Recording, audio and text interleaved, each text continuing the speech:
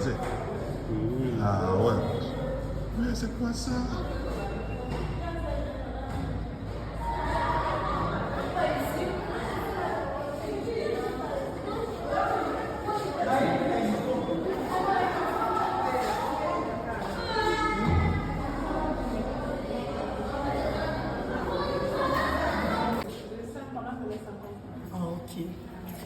Sans plus tarder, nous commençons notre visite. Quand vous êtes très patient, et c'est aussi d'être patiente, de bien travailler parce que j'ai délégué les gens pour prendre l'enfant.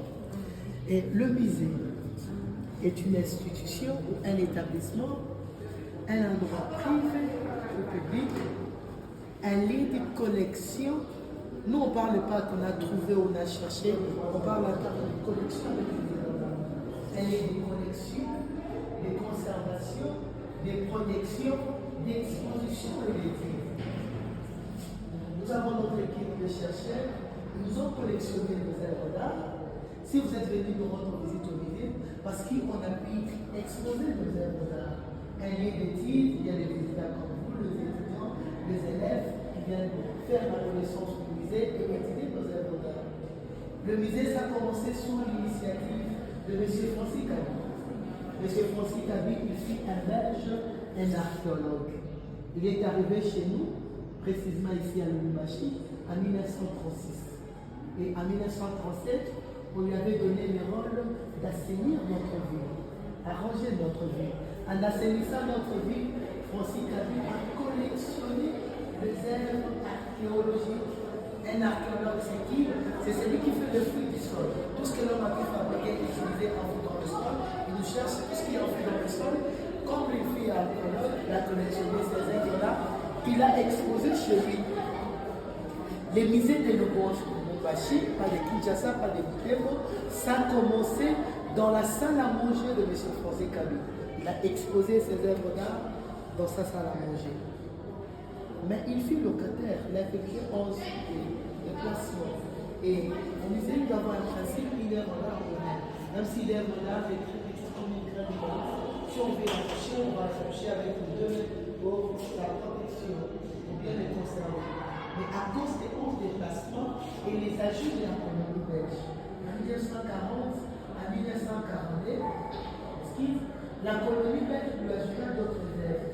Les œuvres chiffres, on peut les avoir ici, les œuvres botaniques, zoologiques, ethnographiques et d'autres œuvres archéologiques. Ce qui fait qu'en 1946, Francis Cabi, il s'est retrouvé en incapacité de bien protéger les œuvres d'art. Et il y a eu une conférence en Égypte. Dans cette conférence, au Caire, ils ont compris que chacun puisse construire un bâtiment pour le musée, pour sécuriser les œuvres d'art. Le début de la construction de notre bâtiment en 1954. La fin en 1956. Et on a pu inaugurer notre beau bâtiment ici en 1958. Au musée, le musée a subi plusieurs noms. Le changement de nom du musée, en commençant par le nom de l'initiateur musée Cabi, Cabi qui s'écrit C-A-B-I. Deuxième nom, musée Léopoldien. Musée Léopoldien a été érigé dans la salle du complexe scolaire Madine, derrière l'église d'Avor de Sarville. Troisième nom du musée, musée Elisabethville. Quatrième nom, musée du Katanga. Et enfin, le nom actuel. Vous êtes au musée national de Lubumbashi, en sigle MNL. Un musée national, un Lubumbashi. Et au musée, nous avons 3 grandes sections. Hormis ma section, la section éducative. On a la section d'entomologie. La salle est à côté. L'entomologie est une science qui étudie les insectes. Deuxième section, on a la section d'archéologie. L'archéologie est une science qui étudie les fouilles, tout ce que l'homme a pu fabriquer, utiliser, enfoui dans le sol, ou peut simplifier ma définition, on peut juste dire, l'archéologie est une science qui étudie les objets anciens et les vestiges anciens. Nous avons une deuxième section, on a la section d'ethnographie. L'ethnographie est une science qui étudie les ethnos ou les tribus. Or, dans notre pays, la quatrième nationale, les Lingala, les Kikongo, les Tchoulo, les Kiswahili, nos langues maternelles, si tu es Touba, tu es Sobi, tu es Kanu, tu es Ema, tu es Luba, il y a plus de 200 langues locales. Notre pays est très riche en langues. Et on a 26 provinces. On a 26 provinces. Dans nos provinces, on a des tribus et des ethnies. Ce qui fait qu'il y a 450 tribus ou 450 tribus ou 450 ethnies. Je veux dire tribus, ethnies, c'est la même chose. On a des chocos, des cannes, des tecs, des onlis, des holos, des oyos, des tétés là. Il y en a 450. Ce qui fait que dans la seule ethnographie, vous allez voir les êtres et les différentes tribus. Mais on a pu les regrouper par terre. Parce que si on met par tribu, il y aura beaucoup, il n'y aura pas d'espace. Et le 3, ça a une exposition qu'on appelle l'exposition permanente. Un jour, vous pouvez revenir au bout après 5 ans, 10 ans, 20 ans, 30 ans, il se pourrait qu'il trouve toujours la même exposition. Et notre salle qui s'écrit comme nature et culture, c'est ces salles d'exposition temporaires. Un jour, vous pouvez revenir au musée, vous allez trouver dans la salle ici, on a tout changé. Cette exposition va commencer au musée de la Belgique, il y a 2 années. Et ici, on a une collaboration avec eux, on a différents de faire aussi cette exposition chez nous. Et ici, chez nous, ça a commencé en 2016. Ça devrait être apprendre, c'est encore très important, c'est très bénéfique pour la population. Et on a aussi notre petite salle d'histoire. On va essayer de parler de l'histoire de notre pays, de Mesquite. On a pu exposer pour apprendre au public l'importance de la nature. Qu'est-ce que la nature? La nature nous offre beaucoup de choses. Moi, je vais retrouver l'autre, ça a la forme d'un couteau et l'autre, ça a la forme d'une hache. Et grâce toujours à l'arbre et à l'électricité, on utilise la graisse. Tout ça, ce sont des bienfaits de l'arbre. Et on a le grenadier. Le grenadier provient d'un grand arbre qu'on appelle panfou. On trouve à Dilolo, des Kassai, l'arbre là qu'on appelle panfou, on peut trouver ça ici partout. Ça nous donne d'abord le wine. Et le grenadier ici, on nous essaie avec sa vie végétale très excellente. Moi, quand j'étais petite, ici, on jouait avec nos amis, on faisait la photo sous forme sifflée. Et nous sommes devant notre carte minéralogique. Notre carte minéralogique ici, ça nous parle là où est situé le minerai dans nos différentes provinces. Mais c'est représenté par des petites boules en couleur que nous pouvons constater avec vous. L'or, argent et platine est représenté par le jaune. On trouve, il y en a un peu ici. Quand à Saint-Juma, il y en a beaucoup de l'or. Ici, il y en a un peu. Il n'y a pas beaucoup. Mais quand nous montons à l'est au nord-est, il y en a beaucoup. Regardez par exemple le cuivre. Vous avez dit même nos tôles, même nos chouettes, c'est le cuivre. Parce qu'ici, il y a beaucoup. Il y a beaucoup de cuivre. Mais regardez, par exemple, là-bas au nord-est. On trouve le fer, toujours là-bas. L'or, toujours là-bas. Terrasse rare, toujours là-bas. Le zinc et le plomb, toujours là-bas. Métaux du groupe de l'éther, toujours là-bas. Manganèse, on trouve toujours là-bas. Pyrite, un peu, on trouve là-bas. Les diamants, on trouve aussi là-bas. Le voyez aussi, en Mouchima, il y a beaucoup. Regardez tout ce qu'on a comme richesse à l'est et au nord-est. Est-ce que la guerre finira un jour là-bas? Tant qu'on aura tout ça comme richesse. Ils vont nous embrouiller. Entre-temps, ils sont en train de nous voler. Il faut toujours embrouiller le peuple avec la guerre. Entre-temps, ils sont en train de se servir à leur aise. Le nickel se trouve. Hein? Le nickel. Nickel. Nickel, il y en a aussi à Canada, il y en a aussi à Mouchima, il y en a aussi un peu à Matadi, il n'y a pas beaucoup. À Lubumbashi aussi un peu. Là-bas, il n'y a pas. Mais il y a aussi d'autres minéraux qu'on vient de découvrir. Donc, c'est-à-dire, si on veut tout mettre, on doit encore changer notre carte. Donc, on doit actualiser notre carte ici. Ok. Est-ce qu'il y a d'autres minéraux? Qui a été découvert. Et deuxièmement, la nature source de nourriture. Tout ce qu'on mange, ça provient de la nature. Le chenille contient 40% de protéines. Et on a des sortes de chenilles. On a le chenille comestible, c'est qu'on mange, et non comestible, c'est qu'on ne mange pas. Tout ça, c'est la nature qui nous donne. Le fratin, le poisson salé, le poisson fumé, le champignon, le sauterelle. Tout ça, ça vient de ça dans la nature. Les matumulpori en swahili, en lingala, tondolo. En français, on appelle ça les afra-momos. Afra-momos, on a pu exposer pour conscientiser la population. Ça contient le vitamine C. Vous pouvez avoir un problème d'angine, c'est tard. Il n'y a pas de produit pharmaceutique. Il n'y a que ça à la maison. Vous pouvez manger les afra.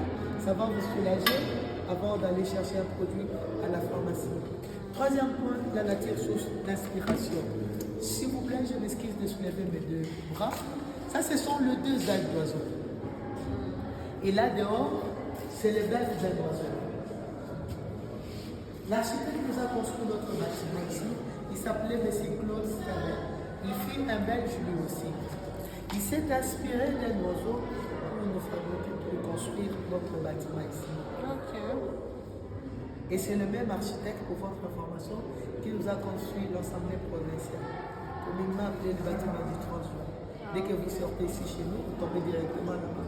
Hexagone, votre bâtiment, là où il y a la gare RCD. Les trois beaux bâtiments, c'est le même architecte que vous ouvrez ici, qui nous a construit les trois beaux bâtiments. Toujours la nature.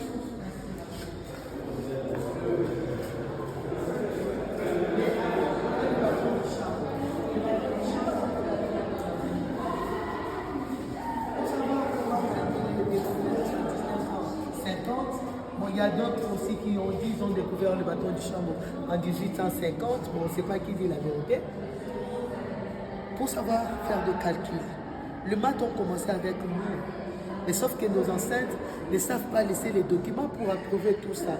Et l'original du bâton du Chambo était fait à base de l'os humain.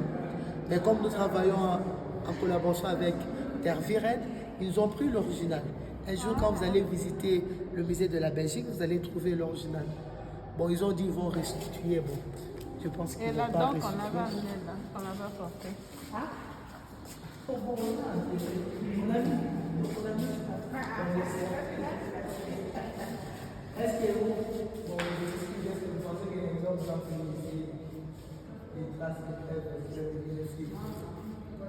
là, on s'abstient. Parce qu'il y a d'autres œuvres que vous avez envoyées déjà quand il était venu à Kinshasa. On a comparé avec le fichier, ça ne correspond même pas. C'est les copies. Et toujours la nature source d'inspiration. Regardez notre artiste ici. Il s'est inspiré d'un oiseau couvant le zé. Vous pouvez tourner, il s'est inspiré d'un bout. Il s'est inspiré d'un éléphant pour faire les trois œuvres d'art ici. Moi et vous, si on s'est croisé avec un léopard, un tui, un cachaman, un tui, en swahili, les léopards. On va juste se contenter de la chair d'un léopard. Mais regardez notre artiste ici. À base de griffes d'un léopard, il a su faire un collier, un chapeau du chef. Tournez s'il vous plaît. À base de la peau d'un léopard, il a su faire encore un autre chapeau du chef. Et ici, à base de dents d'un tui, d'un léopard, il a su faire un collier du chef. La photo du chef est là. C'est quel chef? Le chef du bon doudou. Et puis on a signifié d'autres chefs, même chez les Warega, Kisangani, et aussi il avait des chefs. Beaucoup de chefs coutumiers. Je m'excuse, je réponds un peu. Charlie, ça va. Même chez nous, les chefs portent des toques de léopard. C'est ça que Mobutu portait aussi, toi. Ouais.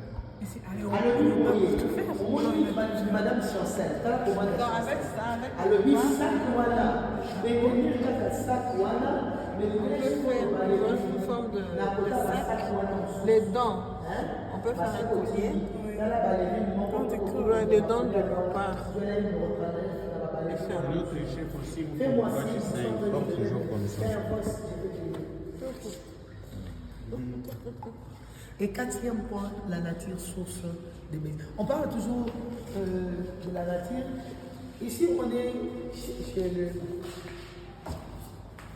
le Oyo. On est au Bakongo. Le sac Mokissa. La plante ici, Mokissa, c'est très important. Quand le chef, pendant son intronisation, on lui remet un sceptre en montrant un chef en train de mâcher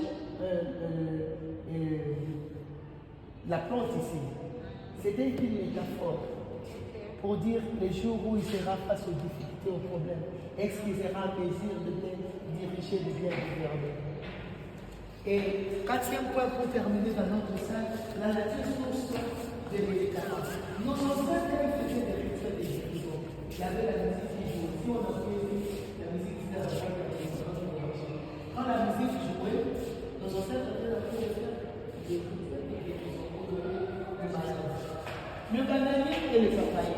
Notre conservateur principal qui s'est il a fait de recherche en dehors de donner des fruits, mais c'est une aussi plante médicinale. Les éléments du bananier interviennent dans le traitement de la stérilité chez la femme, les hémorroïdes, maladies nerveuses, l'incontinence nocturne. Les papayers soignent le rhumatisme, le mal de tête et la diarrhée. Ce sont des tradis patriciens qui savent doser tout ça. Le macéla en soyilicie africana. En français, on appelle ça la citronnelle, c'est ça. On est à la pharmacopée, pharmacie naturelle. En dehors de guérir la toux et la grippe, la stérilité, ça y est aussi la stérilité chez les femmes et d'autres maladies. Les lumba, les chouabés de la malade maternelle. Chez les lèvres, on appelle ça il lumba. En dehors d'être épices pour le poulet sous-pied, chez les bacassans, en français, feuilles et graines de la menthe sauvage, ça guérit aussi la diarrhée, maux de tête, grippe, épilepsie et tout. Pour la toux, moi je sais comment faire. Vous nettoyez le feuille là, vous pilez, extrayez de l'eau, vous mélangez avec de l'huile de palme, avec du sel. Une cuillère à café le matin, à midi et le soir, même si la toux était comment, ça va prendre fin. Tous ces produits, si vous n'avez pas la connaissance, vous pouvez les couper dans la parcelle, tout devant la parcelle. Le bienfait de la nature, c'est que la nature a pu donner à l'homme l'intelligence, la capacité de le transformer. Et nous montons maintenant dans notre salle d'archéologie.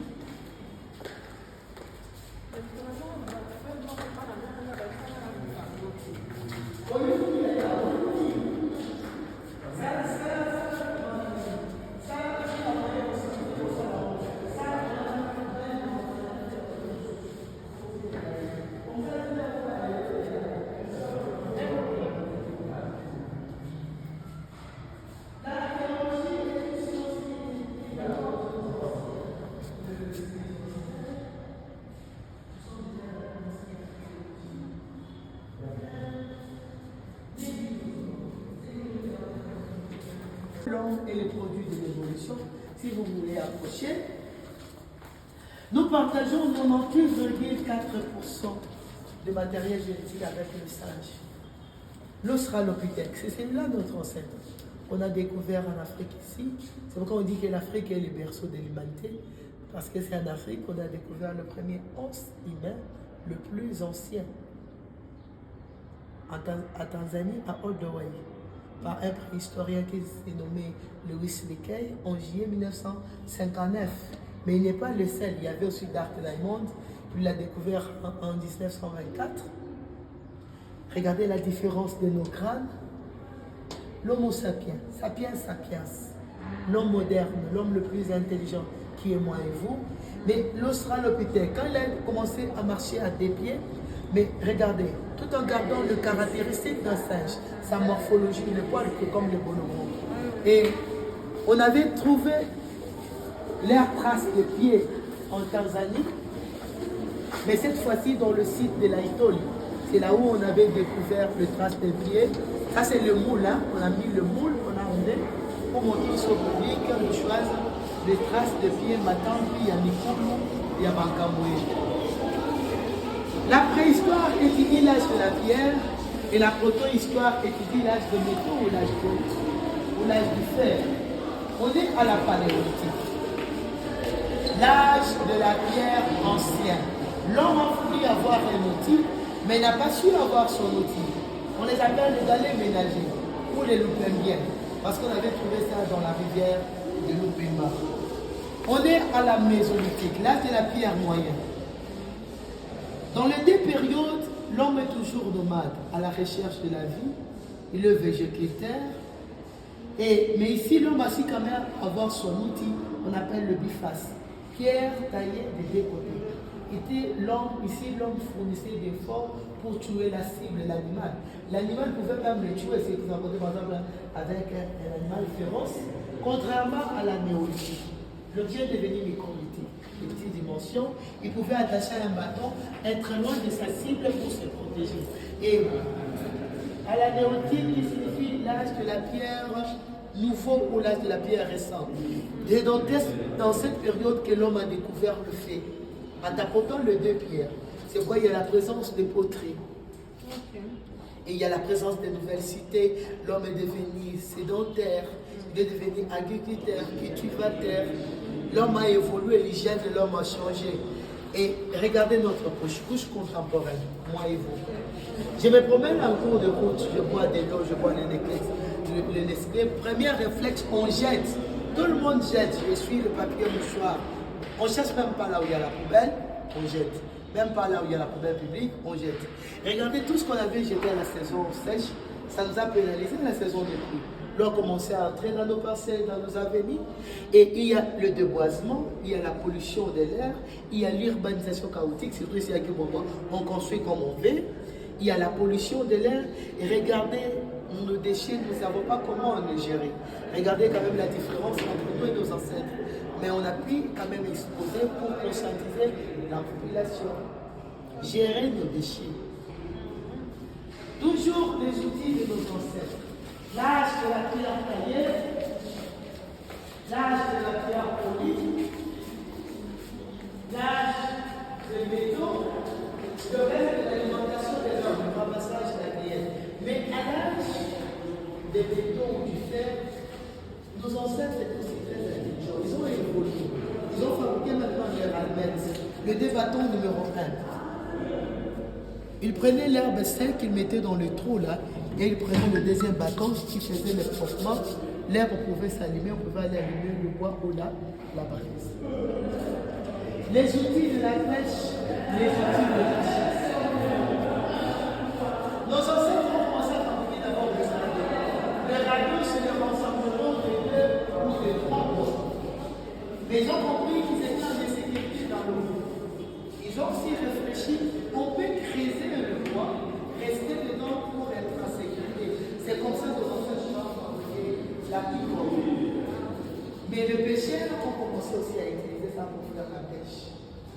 Et les outils à laquelle ils utilisaient pour faire la pêche, ils utilisaient la nasse, le 3 cannes à pêche et le filet. Mais on dit qu'une bonne pêche, c'est la pêche faite avec la nasse et la canne à pêche. La canne à pêche, quand je constate qu'il y a une gros poisson dans l'eau possible, c'est tranchant, il ramène. La nasse, il y a les espaces. Même si le petit poisson ou les espaces, ça peut ressortir dans les espaces là. Contrairement avec le filet. On nous prend et le petit et le gros, le poisson adulte et enfant. Qu'est-ce qui va rester? Il mettait le poisson dedans. Il y a l'autre gymnasien qui avait la forme de la pirogue que je vais vous montrer là-bas quand il y avait le gros poisson. Ah on a bien. Pas mal de bureau. Hein? Tu es toujours à ton bureau, tu descends même pas. J'ai dit ceci, tu es toujours dans ton bureau, tu descends même pas. Hein? Moi j'ai pensé que tu étais dans ton bureau. D'abord, j'ai dit d'abord, on va poser. On va poser, je te cherche, ne parle pas sans qu'on puisse parler. Bonjour. Les outils de la chasse. On dit que le chien est un ami de l'homme. On amenait toujours le chien pour faire la chasse. Les grelots. Les grelots, c'est une sonnette qu'on mettait au bout du chien pour suivre les traces du chien pendant la chasse. L'arc, la lance, le carquois. Le carquois était fait à base de la peau de la bête. C'était pour que le chasseur puisse se protéger contre le flèche. Parce que la flèche était toujours en bois, empoisonnée. était très empoisonné pour tuer l'animal. Mais tout ce qu'on mange ici, est-ce que nos ancêtres, ils avaient le congélateur, le frigo? Après avoir pêché, après avoir chassé, ils n'en avaient pas. Comment approvisionner la maison? Tout ce qu'on mange ici, c'est l'intelligence de nos ancêtres. Première méthode, le séchage. Mettre du poisson, sécher le petit poisson qu'on a pêché pour le conserver. Deuxième méthode, le fumage. Fumer le poisson qui nous donne le poisson chat et kababale.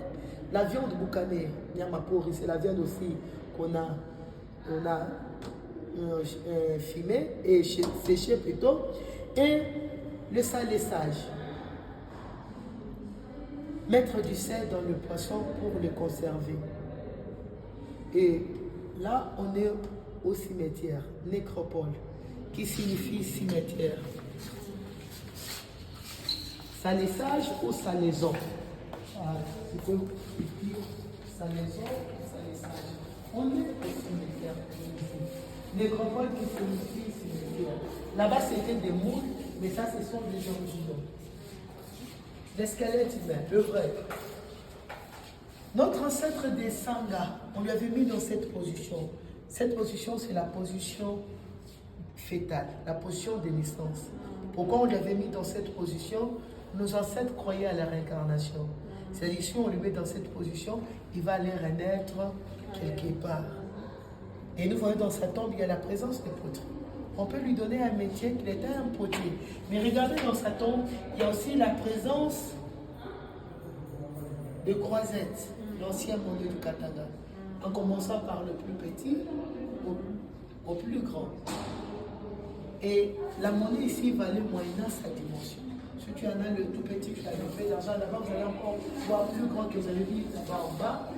Notre ancêtre de Katoke, lui, il a la position dans sa vie. Cette position. Pourquoi on l'a fait mis dans cette position? Nos ancêtres, quand on mettait la personne dans cette position, quand on voulait qu'il puisse entrer dans le repos absolu. Et nous voyons dans sa tombe, il y a la présence des pêches. On peut lui donner un métier, il était cultivateur ou agriculteur. Mais quand nous regardons bien dans sa tombe, il y a la présence des colliers dans sa tombe. Il y a même beaucoup de colliers dans sa tombe. Et le numéro 7, on appelle ça le pendentif céramique. Le chef coutumier le portait au cou comme symbole de l'autorité des chefs. Dans la société ancienne, il n'y avait que le chef coutumier qui portait le collier, sa femme ou l'un de ses fils. Mais comme dans sa tombe, il y a beaucoup d'écoliers, il y a la présence du pendentif céramique, ce qui anime la première hypothèse. Vous êtes en face d'un grand chef coutumier mort. Regardez un grand chef coutumier, mais qui se retrouve aujourd'hui au musée comme une œuvre d'art. Ça, c'est vrai. Vrai. Il était dans un tombeau ou alors il était juste sous terre? Regardez, les preuves sont là. Quand les archéologues faisaient le fou de leur tombe. On est vers 12e siècle. Lui, 8e et 13e. Vous voyez quand on faisait la tombe, par exemple, de notre ancêtre des Sangha, vous voyez, hein, ce sont les archéologues qui faisaient le fouillis. Donc, notre équipe de chercheurs, là, bon, ces derniers temps, il n'y a pas de financement. Auparavant, on finançait beaucoup pour que les gens puissent descendre sur le terrain, nous amener beaucoup des œuvres et faire le fouillis archéologique. Les jours où vous allez passer, vous avez le temps. Si vous aurez le temps de tout lire pour comprendre en profondeur, vous pouvez passer pour lire. On n'a pas pu tracer sa lignée, sa descendance. Sa descendance, oui. Pour que jour, moi, je viens, je me dis l'enfant, je dis ça c'est mon petit, Oui. ça c'est mon grand-père ou mon arrière. Mais il faut que je puisse demander l'un des archéologues. Peut-être qu'il peut laisser le document. Il y a toujours le document qu'on laisse dans nos bureaux. Là, on va essayer de parler avec M. Philippe s'il est là pour vous confirmer tout ça. Et dans l'anatomie, lorsque le plus long du corps humain, nous savons tous, c'est les muscles. Et la totalité des nos os et des sons muscles. Et puis, nous donnons des fous, nous les fous. Nous mangeons maintenant dans notre histoire pour visiter les Jonathan.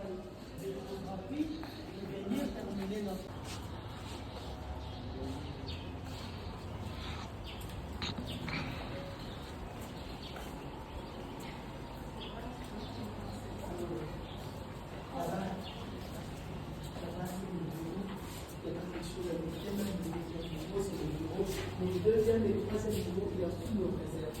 On n'a pas fait ça comme un monarque, il y en a beaucoup. Sauf qu'il n'y a pas beaucoup de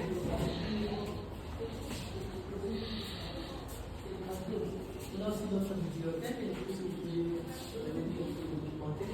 Et c'est pas trop riche, mais quand même, il y a des livres. Notre salle d'histoire, c'est pas trop riche, mais on essaie toujours de faire avec. Notre premier président de la Première République, Joseph Kasavubu, qui a pris le pouvoir lors de l'indépendance de notre pays le 30 juin 1960, il n'a pas traîné au pouvoir. Il a laissé le pouvoir le 24 novembre 1965, Mobutu a pris le relève. On a appelé le pays la République du Congo. On est à la Première République et il fit le bourgmestre aussi de la commune de Bandal. Et la première partie politique, ce n'était pas un père, c'était sa partie politique qu'on appelait la BACO, Association des BACO. Il y avait lui, Njomi et Pinzi en tête. Mais Njomi est encore vivant, non? Bien, c'est son fils qui est vivant. C'est son fils. C'est son fils. Il n'est plus vivant parce que lui il est décédé en mars 1969. Il ne peut pas résister quand même jusqu'à cette époque. C'est Joe, fils ou petit-fils. C'est son fils ou son petit-fils. Mobutu, qui a pris le relève le 24 novembre 1965, lui, il quand même l'a traîné au pouvoir. En 1971, il a changé les noms du pays. On a commencé à appeler le pays la République du Zaïre. Les habitants hommes les Zaïrois, les habitants femmes les Zaïroises. Et c'est lui le fondateur de l'UMNZ, notre siège social, Institut de musées nationaux du Zaïre. Actuellement, les années par le C, notre siège social qui se retrouve à Kinshasa. Et l'argent qu'on utilisait à l'époque, on appelait le Zaïre ou le nouveau Zaïre, qui a le fusil du président. Et son animal symbolique du pouvoir, c'était le léopard, le chapeau, le charpie, même le siège à lequel il se mettait, c'était, il y avait la peau d'un léopard. Le troisième président qui a pris le relève lors de l'entrée de l'AFDEL, le 17 mai 1997, nous est Laurent Désiré Kabila. C'est surtout intéressant pour elle, parce qu'elle n'a jamais vu ça. Ok. J'espère qu'il y a même tu retiens l'histoire, hein? Oui, Ok. Elle vient de la Belgique où il est né. Ah ok, c'est bien dit, ma chérie. Ok. Mais retiens l'histoire hein, de notre pays. Ça là, tu vas t'inventer aussi. Et il a pris le pouvoir le 17 mai 1997, lors de l'entrée de l'AFDEL. Pour destituer l'autre là, il a quitté le pouvoir. Et il n'a pas traîné aussi au pouvoir. Il est décédé le 16 janvier 2001. Il n'y a que Mobutu qui a beaucoup traîné et Joseph Kabila Kabange. Lui, il a fait 32 ans au pouvoir. Et lorsqu'il était décédé, vous êtes le roi décidé, il a changé aussi le nom du pays. On a commencé à appeler le pays la République démocratique du Congo. On est à la Troisième République, on est toujours à la Troisième République. Et personne ne peut se dire qu'on est à la 4e ou la 5e. Non. On est toujours à la Troisième République, mais présidé par les 3 présidents. Lui qui a commencé l'histoire, après son fils, Joseph Kabila Kabange, et maintenant Félix Antoine Tshisekedi Tshilombo. Les jours où on va changer le nom du pays, là on devient à la 4e. Tu as compris, hein? Ils ont tous été enterrés au Congo, sauf Mobutu au Maroc. Mais toi, tu trouves comment on peut lui laisser là-bas ou bien qu'on peut aussi faire l'effort de ramener même les eaux de... Quand même pas l'effort de le ramener, mais quand même. Mais il traite, je ne sais pas qu'est-ce que nos autorités pensent de ça. Non, mais les autorités sont d'accord. Ils sont d'accord. Ils sont d'accord, il y a un petit mais. Ce mais qui n'est plus juste quand on entend tout ce qu'on a. Parce qu'ils ont dit mais, comme ils ont pensé qu'ils allaient piller le pays, c'est que la famille a gardé beaucoup de ressources et ils sont capables de ramener, de faire toutes les cérémonies au fait de la famille. Et c'est que celui-ci avait répondu. Ok. Mais personne n'est opposé. Ok. Bon, on attend ça quand même, ça sera quand même